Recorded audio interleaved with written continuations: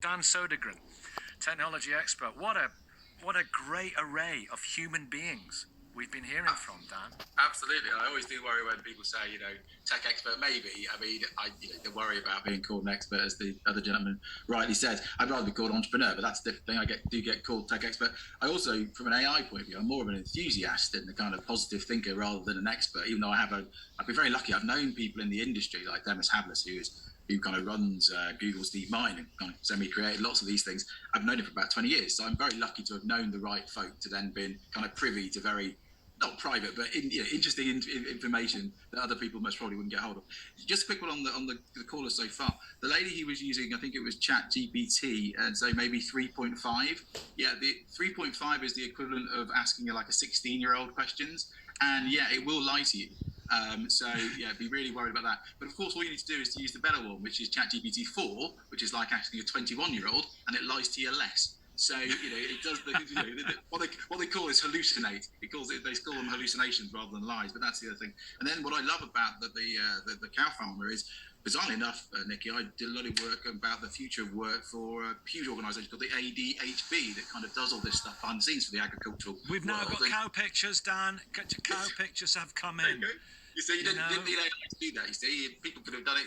But the thing is, happier cows, and I like to use this as a metaphor, because by the way, artificial intelligence in farming is a huge opportunity, like literally a massive opportunity, not only for them, people to have more time to do the great things about, animal welfare better, but, you say robots cleaning things up, but actually artificial intelligence in farming is a huge area. I mean, I haven't got time to go into it now, but I love the fact that there is positives from the callers already. And then, of course, the final gentleman who's talking about what people might call kind of IGA and things. I mean, the acronyms aren't important, but the idea that you have this kind of supercomputer and the super intelligence which can do almost everything. Yeah, I don't think we're too far away from it.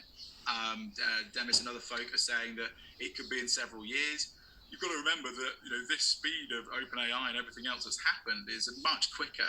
There are more unicorn billion-dollar companies in this space than ever before.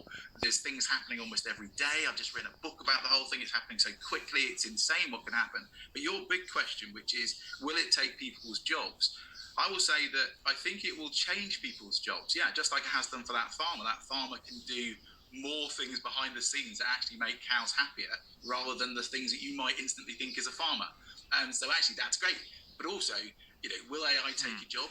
Most probably somebody using AI will take your job. It won't be the AI, if that makes sense, because AI is a tool which allows you to become superhuman in with productivity. So, for example, you could argue from a marketing point of view, I know that my job, I knew this 5 years ago, which is kind of why I moved out of it a bit, but my job will be replaced. If I'm writing blogs and things, the machine can do it 100 times quicker. Yeah, can it do it with my nuance? No, but then I become the editor of the blogs it creates. So just like that first lady was talking about, they worked out that it didn't do great questions. Actually, for a company that I run called Your Flock, we realised this too. So what you can actually use is your GPT-4. You can train a data set behind it, and actually it learns and starts asking better questions, which is what a lot of the AI therapy bots are now doing. I'm not saying it's infallible. I'm just saying you've just got to teach it. Well, beautifully explained. And